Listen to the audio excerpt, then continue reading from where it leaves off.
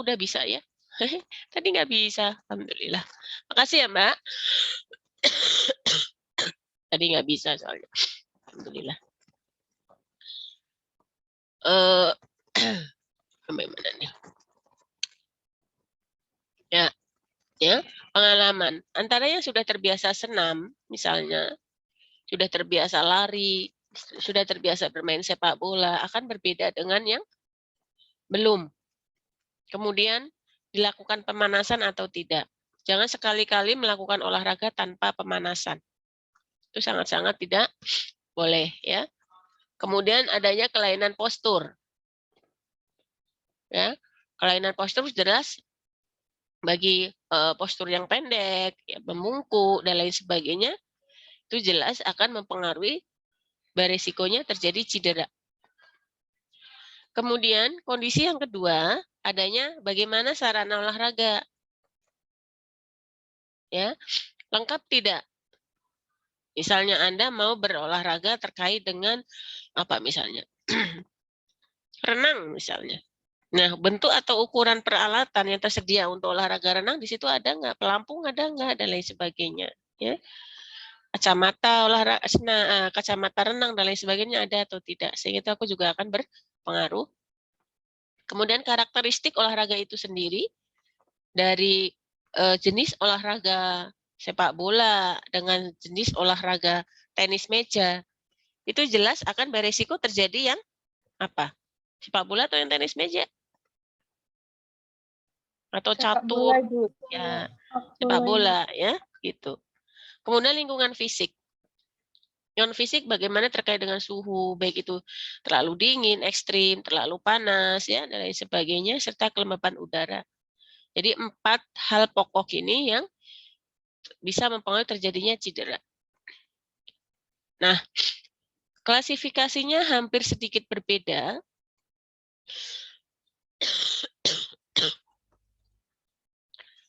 Dengan nyeri yang lain. Kalau secara waktu yang terjadi sama. Kita mengenal di yang nyeri yang lain juga ada nyeri akut dan nyeri kronis sama. Tapi kalau untuk yang nyeri cedera pada olahraga, itu ada tambahan berat ringannya cedera. Seperti apa? Kemudian jaringan yang terkena, apakah cukup jaringan lunak saja atau sampai ke tulang jaringan keras? Misalnya tendon, ya, otot, itu kan jaringan lunak. Ligamen, ya, atau sampai dengan dia jaringan keras, misalnya sampai ke tulang, fraktur misalnya. Dan berikutnya klasifikasi berdasarkan lokasi. Lokasinya di mana? Ya. Itu untuk klasifikasinya. Jadi kalau yang di tempat yang lain kemungkinan tidak kita spesifikkan ya untuk yang nyeri yang lain. Ya. Nah, macam cedera berdasarkan berat ringannya cedera. Yang pertama ada cedera ringan dan cedera berat. Biasanya cedera ringan itu tidak diikuti oleh kerusakan yang berarti pada jaringan tersebut. Misalnya kram. Ya, kram otot ya. Kekakuan pada otot kan kram ya. Kemudian kelelahan ya. Nanti buat tidur juga pulih gitu. Tapi kalau cedera berat, cedera yang serius. Biasanya ini sampai ke robek.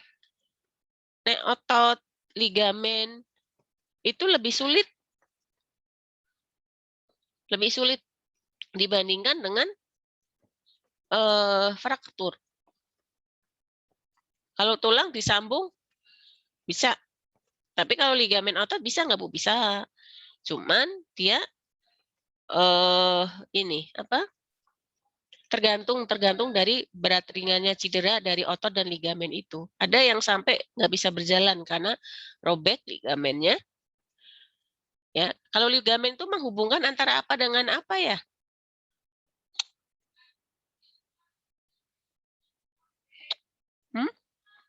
Ligamen menghubungkan antara apa dan apa? Ada yang tahu, Mbak Nisa?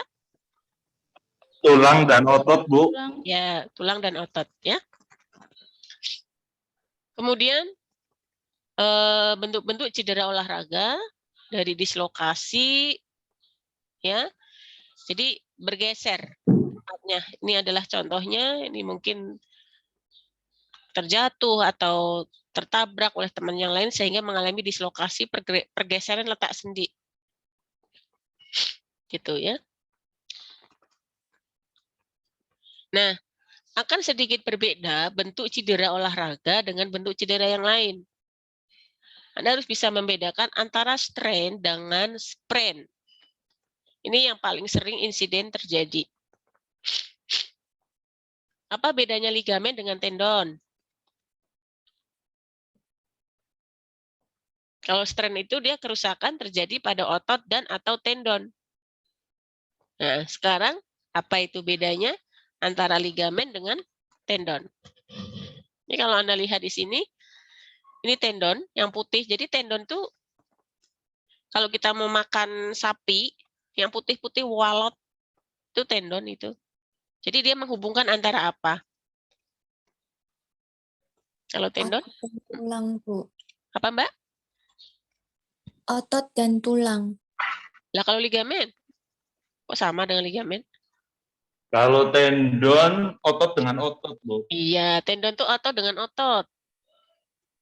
Nah, harus digarisbawahi, jangan kebalik-balik antara tendon dengan ligamen. Lebih sulit ya kalau tendon itu, nah dia otot dengan otot. Jadi dia kerusakannya dia terjadi di otot atau tendon. Jadi yang menghubungkan ya antara satu otot dengan otot yang lain. Beda dengan sprain. Kalau sprain bermasalah di ligamennya. Strain itu bermasalah di otot atau tendon. Kalau sprain itu bermasalah di ligamennya. Biasanya kalau kita mau melakukan peregangan terlalu berlebihan, itu bisa robek. Ligamennya bisa robek, nah itu berarti bisa sprain. Atau kesleo, kita jalan, kemudian kaki kita kesleo, itu disebut dengan sprain. Jadi sprain ini tingkatannya berbeda-beda. Anda lihat tingkatannya, ya. Ini kan kalau grade 1, itu dia hanya robek kecil. Ini hanya kayak retak, kayak gitu aja. Retak tapi pada ligamen. Tapi kalau grade 2, dia hampir putus. Grade 3 udah putus. Gitu ya. Biasanya kalau kita kesleo, kita masih grade 1 ya. Tergantung juga kesleonya seperti apa. Gitu. Ya. Jadi ini adalah contoh berbagai macam bentuk-bentuk cedera. Ya, biasanya olahragawan tuh akan makanan sehari-hari untuk terbentuknya cedera, bahkan sampai dia nggak bisa jalan, ya. Itu biasanya terjadi seperti itu. Atau bahkan yang paling parah adalah sampai tulang patah. Ya, tulang patah di sini, baik itu komplit ataupun tidak komplit. Ya, sempurna atau yang tidak sempurna. Nah, komplit itu yang wes acak-adul itu frakturnya. Kemana-mana serpihannya. Ya, gitu. Itu perbedaan fraktur, patah tulang. Nah, ini tipe-tipe tulang yang fraktur. Ada jenis yang transverse, linier ya, dia tegak lurus, yang horizontal berarti transverse. Serong itu berarti oblique. Mohon maaf Ibu, suaranya hilang. Suaranya hilang. Tes, dengar nggak? Halo? Halo, dengar kah suara saya? Dengar Dengar, Ibu. Bu. Dengar, Ibu. Saya izin off cam ya. Iya Ibu. Ibu. Saya pakai video kok putus-putus suaranya. Oke, baik. Gimana tadi?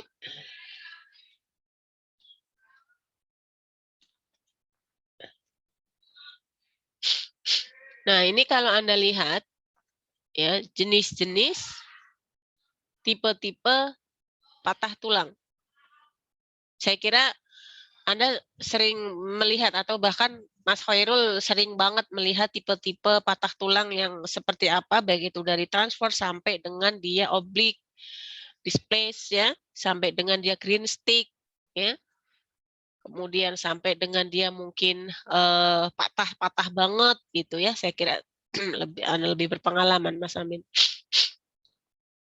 Nah, bentuk cedera lainnya selain strain, sprain, ya, fraktur, itu ada juga yang namanya kram otot. Ya, merupakan kelainan pada otot akibat gangguan sirkulasi. Jadi kalau misalnya Anda duduk lama atau Anda sedang tidur tiba-tiba kram perut, sedang renang kram perut, sedang main sepak bola kakinya kram, betisnya kram, itu berarti Anda sedang kekurangan sirkulasi. Gangguan sirkulasi darah yang terjadi pada lokasi tersebut gitu, ya. Nah, ini kesimpulan tadi bahwa cedera pada otot atau tendon itu strain, sprain, dan kebalik ya. Biasanya banyak kebalik. Ingat sprain itu ligamen, SL. SPL ya. SPL berarti sprain itu ligamen. Kalau STO itu berarti atau STT ya, strain itu berarti otot dan tendonnya yang kena. Kalau kayak kesleo itu tadi disebut apa? Kesleo? Sprain, Bu. Sprain, Sprain. ya. Jangan kebalik ya. Jadi sprain itu lebih ringan biasanya, tapi tergantung juga derajatnya. Nah, apa sih pada saat Anda menemukan di jalan misalnya ya, pertolongan pertama pada strain atau sprain, entah di jalan ya atau di manapun, misalnya penata anestesi sedang lama, karena penata anestesi kan waktunya mesti terbuang lama di berdiri. Penata anestesi itu jarang duduk kan, sehingga kemungkinan bisa terjadi sprain atau strain, kram, dan lain sebagainya. Pertolongan apa yang bisa kita lakukan? Pertama, istirahatkan. Stabilisasi, Bu. Ya, stabilisasi. Boleh, atau istirahatkan dulu. Kemudian yang berikutnya, rest. Rest apa, Mas Amin? Masih ingat? Istirahatkan, Bu. Rest kok. Oh. Istirahatkan, terus apa lagi? I-nya apa I-nya? Ais, Ibu. Ice. C-nya? Kompres. Kompres. E-nya? Elevation. Elevation. Istirahatkan. Tapi hati-hati pada saat Anda akan memberikan kompres. Tidak semuanya cedera bisa diberikan kompres. Anda lihat-lihat dulu. Kalau peradangan jangan kasih kompres hangat. Anda lihat dulu cederanya apakah bisa dikompres dengan es atau bahkan air hangat, misalnya begitu. Ya. Kemudian C, ya. C tadi apa C? Sebentar, maaf.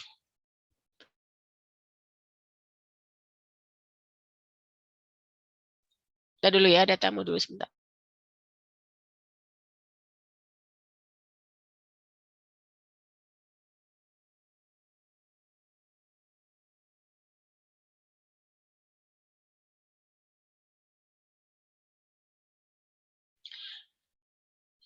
Bu Nova sedang ini ya, masuk kerja.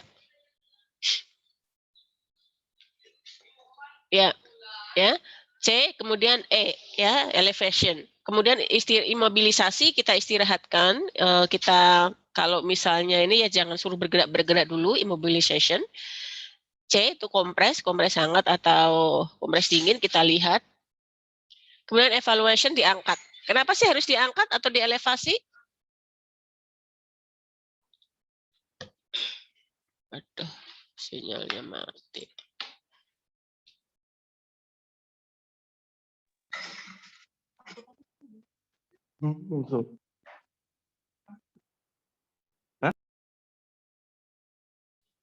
Halo, maaf. Terdengar suara Bu Nova? Terdengar, Bu. Iya. Kenapa harus diangkat ya? Memperlancar sirkulasi darah, Bu. Dari mana ke mana? Dari Dari mana ke mana? Kenapa harus diangkat? Yang Tujuannya pasti ngurangi bengkak, Bu. mengurangi bengkak. Kenapa dengan mengurangi bengkak dengan posisi elevasi, Mas? Ya, mengurangi aliran darah atau cairan lain yang menuju ke arah yang cedera, Bu. Ya, ya. Dia menuju ke arah ke jantung kita, ya. Gitu. Kemudian, rest itu harus Anda pahami, kemudian lakukan imobilisasi dan istirahatkan 3-6 minggu. Saya kira mungkin di bagian dulu semester 5 keperawatan anestesi gawat darurat Anda sudah pernah dapat, ya. Istirahatkan 3-6 minggu kalau terjadi cedera. Jangan dipaksa untuk main lagi atau beraktivitas kembali. Nah, hampir sama sebetulnya untuk pertolongan pertama pada fraktur. Penderita diistirahatkan. Ingat, Anda tidak boleh melakukan reposisi. Ya, reposisi itu kalau sudah ahli ya nggak masalah. Biasanya kalau reposisi, Mas Amin sudah pernah melakukan reposisi, Mas? Membantu sih, Bu, biasanya, Bu. Membantu. Kalau reposisi sendiri belum pernah ya? Jadi biasanya Belum kita... pernah, Bu, soalnya di sini seniornya lebih pinter-pinter, Bu. Ya kalau misalnya di jalan atau apa sedang menemukan pasien cedera, kita mau ibaratnya kita mau membenarkan dislokasi, ya kita akan membenarkan dislokasi. Tapi kalau kita tidak menguasai, jangan sekali-kali melakukan reposisi, fatal akibatnya malah justru. Ya, pertolongan pertama dilakukan reposisi oleh dokter secepat mungkin. Paling tidak kita bisa memakan waktu sebanyak 15 menit. Kemudian lakukan imobilisasi atau BD.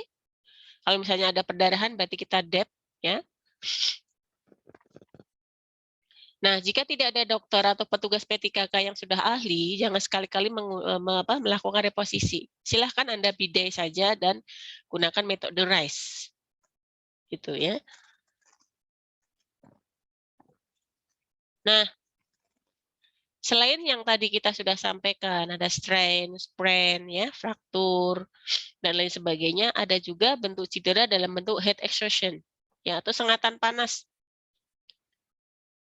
Biasanya kelelahan, misalnya sedang bertanding sepak bola, cuaca sedang ekstrim panas, ya, karena misalnya kurang minum, ya, rehidrasinya kurang, kemudian dia lelah, akhirnya dia sinkop atau pingsan. Nah, head exhaustion atau sengatan panas ini berhati-hati. Anda lihat di sini, apabila tidak ditangani dengan segera, dapat menimbulkan gangguan pembuluh darah otak. Ya, hati-hati. Karena apa? Di dalam terjadinya heat exhaustion atau sengatan panas ini, dia akan mengakibatkan terjadinya masalah di otak. Ya, karena apa? Ya, karena adanya perubahan cuaca yang sangat ekstrim, dalam hal ini dari dingin misalnya, atau sampai dengan panas yang super ekstrim. Sehingga kalau tidak ditangani, apa yang sedang terjadi di heat exhaustion ini akan berubah menjadi heat stroke. Ya, akan berubah menjadi heat stroke. Kulit jadi panas, pupil jadi konstriksi, ya. Kemudian suhu sangat teramat sangat tinggi gitu. Ya, lebih parah. Ya, lebih parah kalau terjadi heat stroke. Tuh.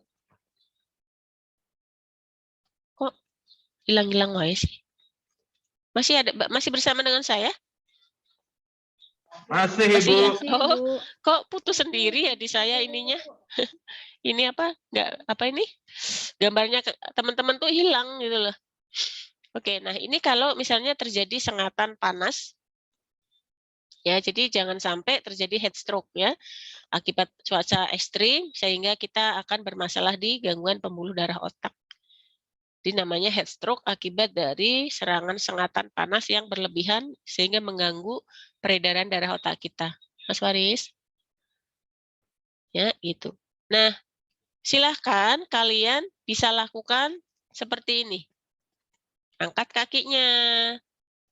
dinginkan ya. Kalau misalnya ada AC ya silahkan AC, ada kipas ya. Kemudian dinginkan dengan kompres es ya. Kemudian posisi kepala lebih rendah, dan kalau memang dia masih sadar, tunggu sampai sadar, kemudian kita berikan cairan pengganti. Itu. Jadi lebih menakutkan yang heat stroke memang ya, dibanding dengan yang heat exhaustion. Nah, kita bisa melakukan penanganan cedera olahraga ya untuk mencegah. Biasanya mencegah ini akan lebih mengurangi biaya besar karena operasi tulang tuh mehong ya, tendon, ligamen kayak gitu-gitu ya, jelas kalau walaupun hal sepele kayak gitu, tapi kalau kita bisa cegah, jelas akan mencegah pengeluaran biaya yang besar. Kemudian akan mengakibatkan pengobatan yang tidak sempurna, akan menimbulkan kecacatan. Ya, jadi jangan sampai ada teman saya yang sepele sebenarnya. Dia sepele main tenis ya. Dia ligamennya putus dan tendonnya juga putus. Sudah, kalau kayak gitu pengobatannya lama ya. Butuh waktu berbulan-bulan untuk bisa sampai dia pulih kembali. Kemudian kurangi produktivitas. Pertolongan pertama hampir sama dengan tadi ya. Balut. Kalau memang ada luka ya, balut tekan. Lakukan imobilisasi dan segera dirujuk. Minimal ilmu RICE itu sudah Anda pahami. Nah, ini ya. Istirahatkan. Kemudian lakukan kompres es 15-20 menit. Ya. Kemudian ditekan ya. Ditekan dengan menggunakan elastis bendix ya ataupun apapun. Kemudian elevasi diangkat ya. Tuh. Nah, ini juga sama sebenarnya. Ini hanya simpulan saja. Terus Anda mau istirahatkan sekian berapa menit ya, kemudian lakukan kompres es, lakukan balut tekan, compression ya. Yang kompres es tuh tadi yang saya sampaikan, hati-hati. Tidak semuanya harus dilakukan kompres es. Kalau misalnya terjadi perdarahan, kompresnya hangat atau es? Romantika. Es, Bu. Es ya. Kalau peradangan boleh nggak dikompres hangat? Peradangan boleh nggak dikompres hangat? Boleh? Boleh nggak? Ya, jadi perdarahan, kemudian inflamasi itu sebisa mungkin untuk tidak menggunakan kompres hangat karena dia tambah akan memvasodilatasi. Gitu ya. Rheumatoid arthritis itu jangan dikompres hangat, ya. Dia akan tambah bengkak nanti jadinya. Jadi Anda harus paham kapan dia harus kita lakukan kompres es untuk dibekukan, kapan kita harus melakukan kompres hangat. Ditekan, dibalut tekan dan angkat. Ya, gitu. Kemudian kita rujuk ke fisioterapis. Ya, saya kira ini untuk penanganan cedera olahraga. Hindari tidak panas, hindari alkohol, tidak lari, ya, atau jangan sekali-kali lakukan pemijatan. HAM, no HAM. Ya, kenapa? Kenapa tidak boleh dilakukan pemijatan? Bahwa untuk pemijatan itu bisa meningkatkan aliran darah sebenarnya dan bisa mengatasi inflamasi. Tapi hati-hati, pada saat Anda salah pijat, apalagi pada cedera olahraga, tidak berlaku. Gitu ya. Sehingga hati-hati untuk tidak melakukan dalam kondisi-kondisi seperti ini. Saya kira ini sudah tadi ya, cara perawatan tahap pertama. Ini saya kesimpulkan. Tahap pertama, segera setelah terjadi cedera 0-24 jam, gunakan metode REST. Ya. Kemudian tahap kedua, nah kapan Anda akan menggunakan kompres panas, itu tunggu dulu waktunya. Kalau 1 hari pertama, 0-24 jam, gunakan es dulu. Baru setelahnya, itu kita boleh menggunakan kompres hangat. Tapi teman-teman harus lihat dulu, cederanya masih terjadi inflamasi enggak? Kalau masih terjadi inflamasi ya jangan. Kembalikan dulu bahwa memang cederanya itu sudah tidak ada tanda-tanda inflamasi, tidak ada tanda-tanda perdarahan gitu. Baru boleh Anda berikan kompres hangat atau kompres panas. Kalau sudah normal, lepas. Kompresnya lepas. Kompres itu balut tekannya lepas. Ya. Pembalut tekannya dilepas. Jika sudah sembuh, latihan dapat dilanjutkan. Ini tunggu waktu dulu. Nah, itu singkat intinya adalah untuk cedera pada olahraga kesleo ataupun kram ataupun apa, itu bisa dengan metode RICE tadi. Nah, sekarang kita akan berbicara tentang troubleshooting dari nyeri. Ini yang mengakibatkan kita salah paham. Ya, salah paham, persepsi yang salah mengenai nyeri. Kenapa sih bisa terjadi troubleshooting? Kadang kita sebagai seorang petugas kesehatan pun kadang kita mempersepsikan salah terhadap nyeri. Nah, nanti kita akan bahas di sini. Kemudian faktor apa saja yang mempengaruhinya terjadinya troubleshooting? Kemudian bagaimana pendekatan natural atau alam sebagai tindakan non-farmakologi? Keuntungannya apa sih kita melakukan pendekatan alam untuk mengatasi nyeri? Dari segi biaya, ya, dari segi empowerment, dari segi suplemen itu untuk contohnya dari omega, minyak ikan, enzim-enzim tertentu itu kan sebagai suplemen yang bisa mengatasi nyeri. Nah, lainnya nanti apa bisa teman-teman kita diskusikan di sini. Terakhir, kita akan berbicara tentang diet nyeri. Nah, diet nyeri, jadi kalau misalnya nanti Anda akan memberikan pendidikan kesehatan pada pasien yang mengalami nyeri pasca operasi atau pasca anestesi. Anda harus bisa memberikan terkait dengan diet nyeri yang bagus itu apa sih?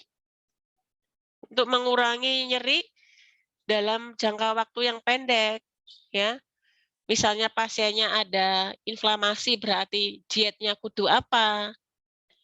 Untuk sebagai misalnya dia ada tanda-tanda infeksi, ada luka misalnya supaya dia cepat sembuh, sebagai pendekatan diet antiseptik itu apa? Kemudian kalau dia sebagai obat laksatif, bukan obat, diet secara memperlancar pencernaan itu apa? Nah, itu yang akan kita diskusikan di sini. Sampai di sini dulu ada yang mau ditanyakan, teman-teman?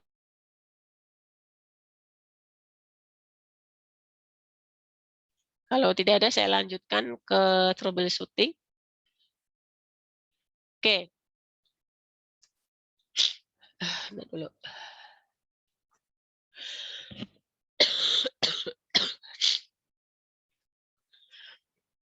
Persepsi yang salah atau masalah-masalah yang mengakibatkan suatu ketidaknyamanan, ya, mengakibatkan suatu ketidaknyamanan,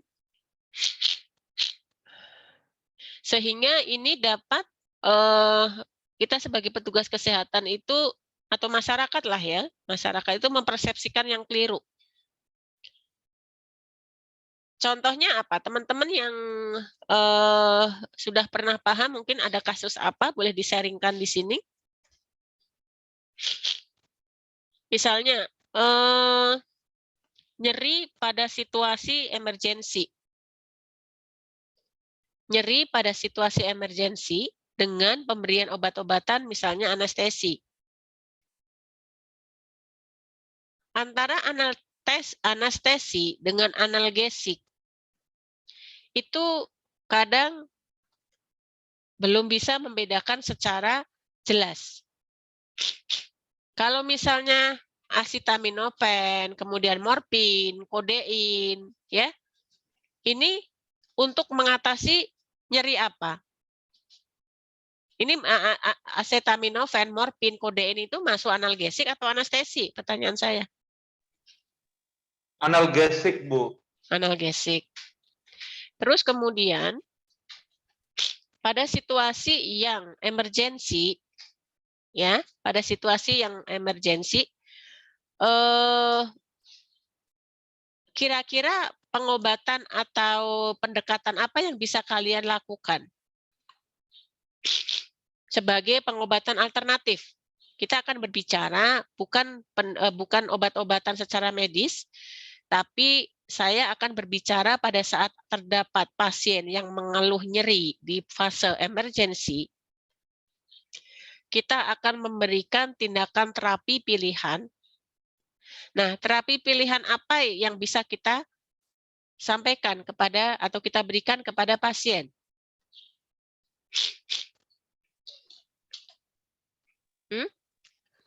Yang paling sering ya umumnya relaksasi, Bu. Mau relaksasi mah jangan disebut-sebut lagi, Mas Amin. Nah, yang itu. Nanti Kalau jadi misalnya non farmakologi yang lain ya biasanya kayak distraksi gitu, Bu. Cuman ya itu kita kita tahu skalanya berapa gitu, Bu. Itu sedang atau berat atau ringan gitu, Bu. Terus gimana hubungannya kalau dalam situasi yang emergensi? Ya, yang penting kita Bu ya? Kita jangan menambah gitu aja sih. Kita tenangkan pasiennya, jangan menambah, segera kita evakuasi kalau bisa gitu, Bu. Ya, oke, terima kasih Mas Amin. Ada pendapat lain, teman-teman? Pada situasi nyeri, tindakan alternatif selain premedikasi, selain obat-obatan, ada yang bisa memberikan contoh? Bisa Anda lakukan apa? Misalnya Anda nemu di jalan, pasien misalnya nyeri kesakitan misalnya, entah itu nyeri tumpul, nyeri apa misalnya ya, dijedot atau apa gitu. Dalam situasi suatu tindakan emergensi Anda tidak punya obat-obatan, yang bisa Anda lakukan apa? Selain itulah, selain relaksasi lah. Memberikan posisi yang nyaman, Ibu. Posisi yang nyaman. Terus apa lagi? Posisi yang nyaman? Ya wes lah. Lainnya. Anda pernah mendengar apa, Mak? Nafas dalam. Alah, nafas dalam maning, orang dibilangin. Pokoknya jangan sekali-kali menjawab. Nah, teknik non farmakologi untuk mengurangi nyeri apa nafas dalam mau nafas dalam wae. Sebelum kalian lahir juga nafas dalam udah ada itu. Lainnya. Message, Bu. Ya, message. Jadi pada saat Anda menemukan tindakan ini operasi, lakukan message. Itu message emergency message namanya. Dengan cara ditekan-tekan ya. Kenapa? Itu untuk menstimulasi signal raba. Ya, sehingga nanti pasien menjadi nyaman. Mohon maaf, Ibu. Tapi kalau sekarang biasanya tidak disarankan, Bu. Kenapa? Karena sekarang kan banyak pembuluh darah pakainya porter, Bu. Kalau kita message, kalau cuma sentuhan saja itu tidak beresiko. Tapi kalau sampai message, takutnya kotorannya buka, Bu, bisa bleeding, Bu. Oh iya. Kalau misalnya gini, Bu, kalau misalnya ya kita sentuh-sentuh, walaupun nyentuhnya nggak keras, tapi nggak kebenaran ternyata itu memang bleeding, itu juga nanti kita beresiko kena, Bu. Iya. Terima kasih Mas Amin. Ya, yang saya maksud yang saya maksudkan di sini adalah emergency message itu adalah kayak kita memberikan sentuhan-sentuhan atau rabaan-rabaan. Makanya tadi saya bilang bahwa rabaan bukan message kayak kita pijit kalau kita lelah itu loh, bukan. Bukan ya. Jadi kan tadi sudah Bu Nova sampaikan di depan bahwa tindakan cedera apapun jangan di message, jangan direposisi kalau memang kita tidak ahli. Boleh kita mereposisi kalau kita memang sudah ahli, sudah cakap. Kemudian message. Message itu berhati-hati, apalagi ada masalah yang kita tidak paham. tidak paham lokasinya ini yang bermasalah di tulang, di otot, di ligamen atau di mana ya, gitu. Kita yang dimaksudkan dengan di sini adalah dengan sentuhan taktil. Itu akan merangsang saraf-saraf raba ya sehingga akan menimbulkan nyaman. Kayak misalnya lah putranya Mas Amin lah. Nah, misalnya mau tidur minta dielus-elus. Nah, itu karena bisa menstimulasi reseptor raba ya itu sehingga akan membuat pasien nyaman. Jadi itu ya teman-teman yang dimaksud dengan emergency message itu bukan terus kemudian kita picit kayak kita picit tak capek, itu nggak boleh ya. Oke, baik. Terus kemudian sekarang saya ingin menyampaikan terkait dengan yang troubleshooting untuk perawatan yang tidak benar. Artinya adalah perawatan yang tidak sesuai dengan SOP, tidak sesuai dengan aturan. Boleh saya diberikan contoh? Mungkin yang sudah pernah ada atau sudah pernah dengar, misalnya. Kalau saya sendiri sering menjumpai gini, Bu.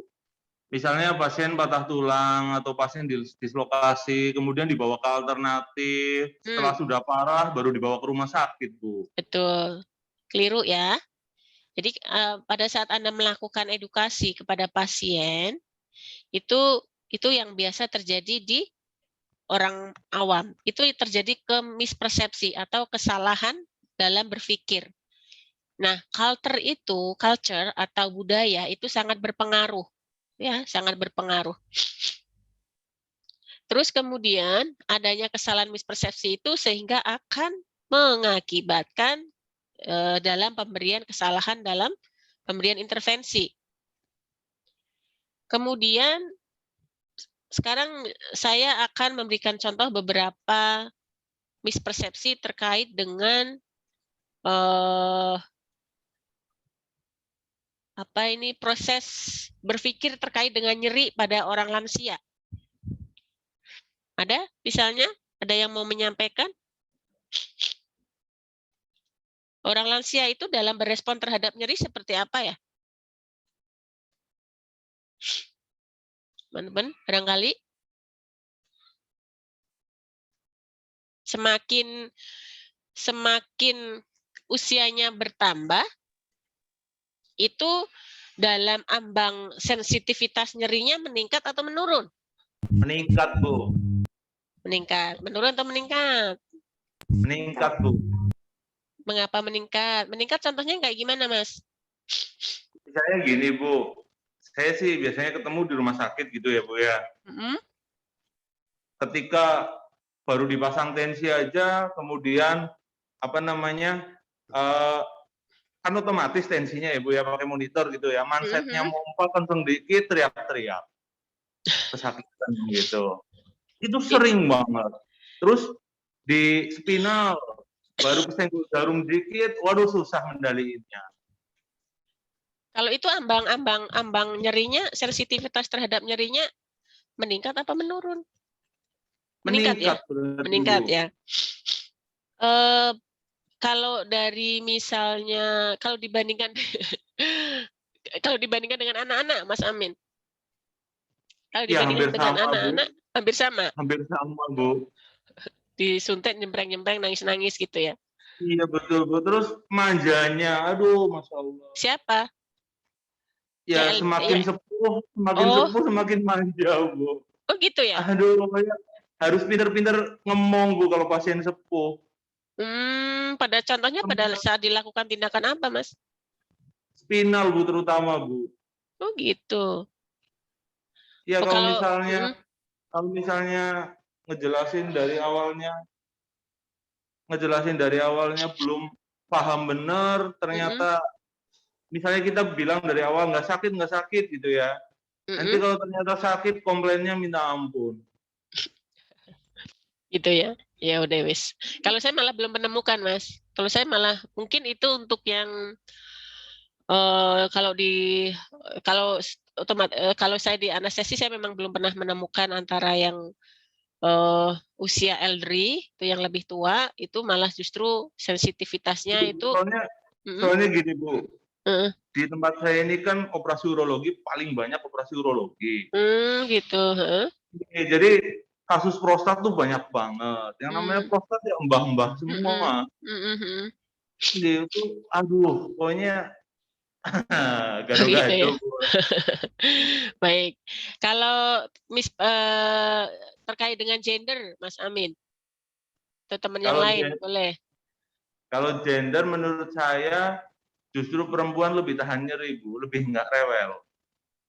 Kalau menurut Gitu. saya sih. Oke, kalau menurut saya. Oh. Kalau, saya juga nggak tahu ya, Bu ya. Kalau di teori kan harusnya laki-laki lebih kuat gitu ya. Iya. Tapi nggak tahu ya, Bu ya. Kenyataannya gitu. Saya lihat ya, spinal justru yang tenang, hampir semuanya perempuan lebih tenang. Terus kemudian nanti post-op juga biasanya yang lebih rewel justru pasien yang laki-laki.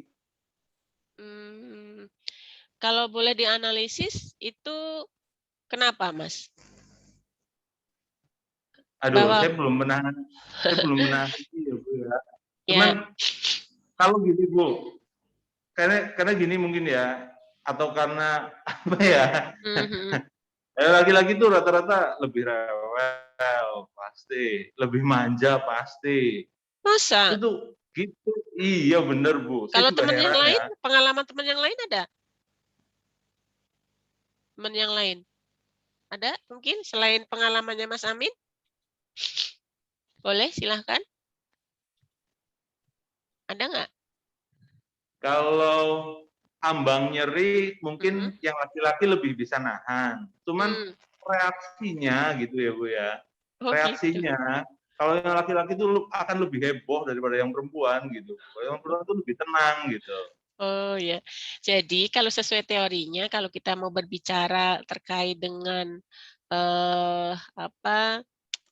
ini yang kadang terjadi mispersepsi ya, bukan mispersepsi, ada perbedaan pendapat gitu terkait dengan gender, terkait dengan perawatan nyeri ya, kita hubungkan dengan gender gitu. Nanti silahkan nanti teman-teman boleh mengambil tema-tema dalam skripsi minggu depan, minggu ini kayaknya udah mau dibagi ya, minggu ini udah mau dibagi terkait dengan judul. Anda harus sudah dibagi pembimbingnya. Udah dapat semua belum? Mas Amin udah dapat ya kalau Mas Amin mah? Belum, Ibu. Boleh, Dok. Kebetulan belum nyampe. Oke, ya. Iya, monggo. Terkait dengan nyeri pada perempuan, ya. Dia akan lebih lebih menerima efek obat anestesi itu akan lebih cepat dibandingkan dengan laki-laki. Misalnya, obatnya sama, dosisnya sama, tapi antara laki-laki dan perempuan itu, dia akan lebih cepat bereaksi yang perempuan. Gitu, ya. Nah, itu kalau sedatif, efek obat-obat yang sedatif. Tapi kalau yang laki-laki itu berbeda. Laki-laki lebih dia akan berefek yang opioid analgesik. Paham ya? Jadi kalau misalnya saya berikan A dan B, yang satu perempuan, yang satu laki-laki, saya akan berikan obat analgetik, ya, opioid misalnya. Yang lebih berefek cepat itu laki-laki. Paham ya? Bisa membedakan ya? Ya, jadi sehingga ini kalian teman-teman harus paham bahwa coba aja deh, atau kalau nggak nanti Anda buktikan boleh diangkat menjadi judul skripsi, juga boleh kok. Benar nggak sih hubungan antara jenis kelamin dengan reaksi atau cepat lambatnya efek dari obat anestesi apa, terserah. Mau regional boleh, mau yang general boleh. Silahkan dibuktikan itu benar atau tidak. Gitu ya. Oke. Mbak Harnita, boleh di mute? Ya. Nah, itu ya. Jadi kalau analgetik itu lebih akan cepat diterima laki-laki, tapi kalau yang sedatif akan lebih cepat diterima bekerja pada perempuan. Itu Anda tarik garis bawah. Ya. Nah, terus kemudian ada perbedaan antara jenis kelamin ya dengan ini apa pemberian obat-obatan. Anda pernah pernah mengamati tidak ya kemarin pada saat Anda praktek atau enggak ya terkait dengan antara pasien yang laki-laki dengan pasien yang perempuan misalnya itu ya terkait dengan lama tidaknya efek obat anestesi bekerja. Pernah atau enggak? Enggak mengamati ya? Tidak, Bu. Ya, nanti boleh dibuktikan ya. Nanti boleh dibuktikan. Terus kemudian banyak sekali sebetulnya ya terjadi mispersepsi yang kadang akan mempengaruhi perawatan nyeri pada kita, pada pemberian apa yang kita berikan gitu ya. Gitu. Terus kemudian tadi kalau terkait dengan elderly itu berhubungan dengan kalau sesuai teorinya sih yang tadi yang dikatakan Mas Amin tuh kalau sesuai teorinya adalah bahwa orang yang lebih tua itu dia akan berhubungan dengan penurunan sensasi nyeri. Karena apa? Dia sudah berpengalaman. Nah, kenyataannya tadi Mas Amin menyampaikan bahwa ternyata yang tua itu malah yang suka banyak tingkah misalnya itu monggo ya. Tapi sesuai teorinya adalah seperti itu. Ya. Nah, kebanyakan tindakan keperawatan anestesi kita ya itu 45-80% itu kita salah dalam memberikan treatment pada pasien yang lansia. Terkait dengan apa? Terkait dengan dosisnya ya, terkait dengan bagaimana cara pemberian. Itu sebetulnya yang harus kita kaji lebih lanjut gitu. Itu ya. Jadi edukasi nyeri pada pasien itu kita simpel. Dulu saya nutupin.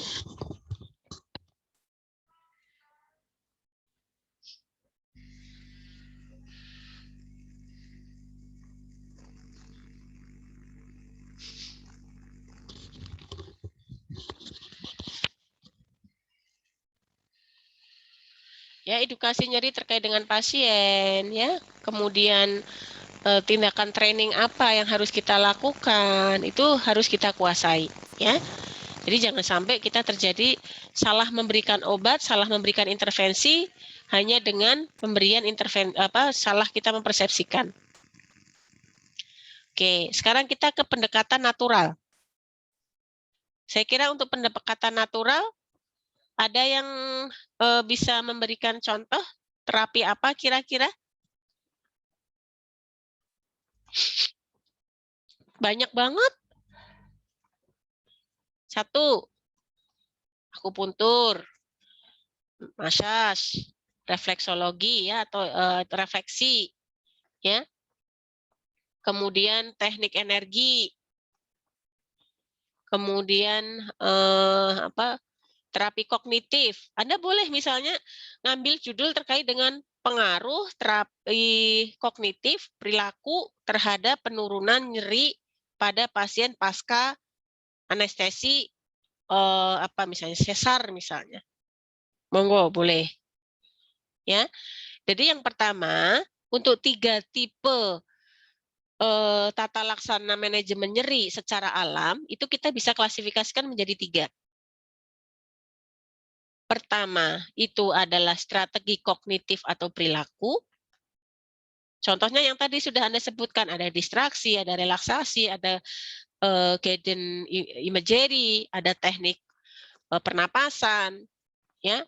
Itu adalah kognitif dan perilaku. Pendekatan pertama secara alami atau non farmakologi. Pendekatan yang kedua adalah secara fisik atau kutan. Nah, ini dengan apa? Contohnya apa? Kompres hangat, kompres dingin, ya. Kemudian pemberian posisi 10 itu masuk ke dalam hutan. Nah, baru yang ketiga adalah strategi pendekatan lingkungan atau emosional. Nah, jadi ada nggak teman-teman yang di sini yang sudah menemukan judul untuk skripsi? Boleh dari pelajaran dosen-dosen, kamu menurut teorinya itu pendekatan natural itu ada beberapa ya. Saya akan ambil misalnya terkait dengan strategi emosional. Saya bandingkan antara strategi emosional dengan strategi kognitif. Itu lebih efektif mana sih dalam menurunkan nyeri misalnya? Boleh itu, ya. Paham ya, teman-teman ya? Jadi jangan susah mencari judul. Minggu ini sudah dibagi pembimbing loh. Udah siap belum? Insya Allah siap, Ibu. Mantap. Nah, itu intinya itu nanti saya kasih e-booknya ya. Nanti saya kasih e-booknya nanti bisa dipelajari di e-book. Sekarang Baik, diet. Ibu. Ya, sekarang diet. Diet terkait dengan suplemen yang harus pasien konsumsi untuk mengurangi nyeri. Yang pertama bisa kalian catat ya. Yang pertama adalah enzim. Enzim ini dia merupakan suatu bahan alam, ya, bahan alam yang sudah dilakukan ekstraksi, ya, untuk mikroorganisme tumbuhan dan hewan. Ya, jadi ini sudah dilakukan penelitian bahwa enzim ini ternyata bisa sebagai suplemen penurun tingkat nyeri pasien. Nah, enzim ini merupakan suplemen yang dikonsumsi lewat makanan. Ya, dia di dalamnya mengandung amilase, bromelain, papain, tripsin, ya, seromotripsin, ya, protease, katalase, lipase dan lain sebagainya. Itu enzim. Ya. Atau bisa Anda sarankan pasien yang mengalami nyeri itu dengan minyak ikan atau omega 3. Itu banyak digunakan pada nyeri-nyeri yang bersifat kronik. Ya, itu omega 3, minyak ikan tuh bagus banget. Gitu ya. Jadi dia bekerja sebagai antiinflamasi. Dia. Ya. Nah, kemudian kalau misalnya saya tanya misalnya tumbuhan-tumbuhan apa sih yang sebagai diet untuk antiinflamasi? Atau apalah bahan alam apa yang bisa untuk dipakai sebagai obat antiinflamasi? Ada yang bisa memberikan contoh misalnya? Banyak banget tumbuhan-tumbuhan. Apa? Jahe, Ibu. Iya, jahe, kunyit asem, ya. Banyak ya. Siapa lagi? Serai misalnya ya. Terus kemudian apa lagi? Bumbu-bumbu kencur ya. Nah, itu ada fokusnya masing-masing. Kalau kencur itu biasanya untuk nyeri apa? Kalau untuk jahe itu untuk nyeri apa gitu. Biasanya ada fokusnya, tapi dia sama-sama sebagai antiinflamasi. Ya, itu ekstrak jahe itu bagus sebenarnya. Kemudian berikutnya. Diet berikutnya untuk mengurangi nyeri berikan vitamin D. Ya. Hal-hal apapun yang mengandung banyak vitamin D silakan Anda anjurkan pada pasien-pasien pasca anestesi kalau dia mengeluh nyeri. Ya, vitamin D ya banyaklah makanan-makanan atau sayur-sayuran yang mengandung vitamin D atau vitamin B2 ya, itu boleh silahkan dianjurkan. Susu ya itu kan banyak mengandung vitamin D, ikan ya gitu. Kemudian berikutnya terakhir terkait dengan ini, berikan saya contoh apa sih suatu buah atau makanan ataupun apapun itu yang bersifat dia sebagai antiinflamasi dan sekaligus sebagai analgetik. Jadi dia bisa misalnya pasiennya sakit gigi misalnya atau siapa yang sakit gigi gitu ya. Itu bisa juga sakit gigi itu kan bengkak ya. Dia ada mengalami inflamasi, dia juga mengalami nyeri. Bisa diberikan apa misalnya? Apel. Apel itu dia sebagai buah, sebagai antiinflamasi dan analgesik. Kemudian teh, ya, teh itu juga sebagai analgetik dan antiinflamasi. Buah ceri, kopi, apa Mbak? Alpukat. Apukat, apukat, apukat Bu Nova belum, iya memang kalau apukat Bu Nova belum pernah baca sih Dok. Kalau apukat Bu Nova belum pernah baca, apakah dia masuk ke dalam Asia? Masuk ke dalam kategori Mbak punten Mbak lampu punten. Tengah 10 menit lagi ya. Masuk ke dalam kategori apa? Sekaligus analgesik dan antiinflamasi. Jadi Anda bisa menganjurkan yang termasuk makanan analgetik dan antiinflamasi dari apel, buah ceri, ya. Terus kemudian kopi, kemudian coklat, kemudian jahe, teh, terutama teh hijau, terus kemudian zaitun, minyak zaitun, itu bagus itu, ya, bagus untuk pasien kanker, bagus untuk pasien yang berisiko terjadi stroke, tuh. Kemudian salmon, itu tinggi banget omega 3-nya, itu ya, udah dicatat ya, contoh-contoh diet untuk mengurangi, contoh-contoh diet sebagai antiinflamasi sekaligus analgesik. Ya, coklat kenapa? Karena coklat itu mengandung flavonoid. Dia bisa menurunkan tekanan darah juga, ya. Tekanan darah dia bisa menurun, meningkatkan sirkulasi darah, itu coklat. Kopi, ya. Kopi dia mengandung kafein sehingga dia menenangkan, bersifat hipnosis dia. Ya. Banyak ya. Kemudian yang bersifat antiseptik. Nah, contoh-contoh makanan antiseptik yang pertama, pisang. Pisang itu dia merupakan makanan yang sangat lengkap, sangat sempurna pisang itu.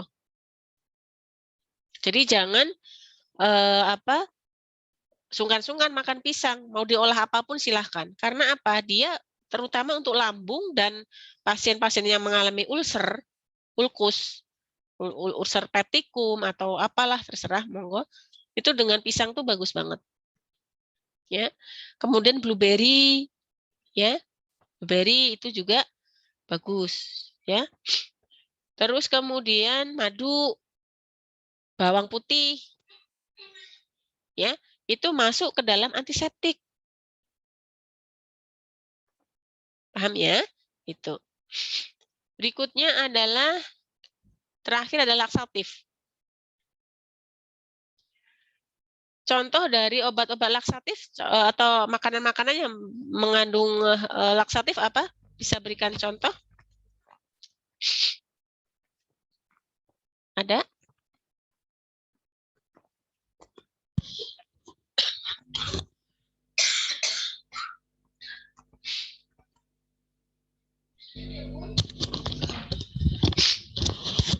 Ada yang bisa memberikan contoh diet-diet yang ada kaitannya dengan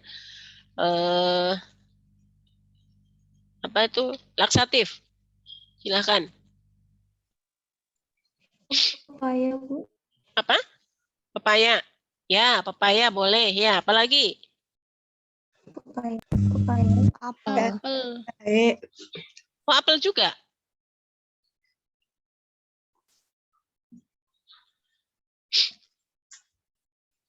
apel juga ya.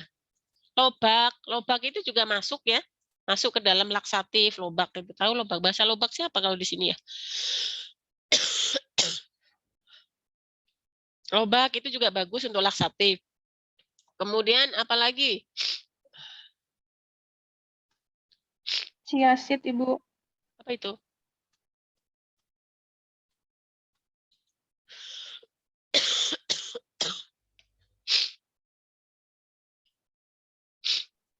Chia seed itu yang bijinya kecil-kecil warna hitam, Ibu. Biasanya di minuman. Selasih. Selasi. Oke. Asparagus itu juga masuk ya. Asparagus juga masuk ke dalam laksatif ya. Nah, jadi itu teman-teman beberapa tindakan non farmakologi dan diet. Jadi nanti kalau Anda memberikan Penkes, Anda tidak hanya dari segi manajemen non farmakologinya juga, tapi dietnya juga perlu Anda sampaikan ya untuk mengurangi gitu. Oke, gitu teman-teman.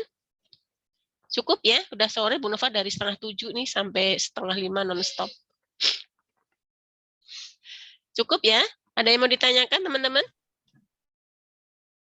Kalau nggak ada, Bu Nova akhiri. Cukup ya? Baik, kalau nggak ada pertanyaan, jaga diri, jaga kesehatan. Jangan lupa minggu ini disiapkan judul, karena minggu ini sudah pembagian pembimbing skripsi. Bu Nova ini studi lagi, jadi kemungkinan prodi nanti akan dipegang oleh PJS atau pejabat sementara. Sudah ada ditunjuk. Jadi itu yang dari Bu Nova. Saya akhiri. Wassalamualaikum warahmatullahi wabarakatuh. Waalaikumsalam.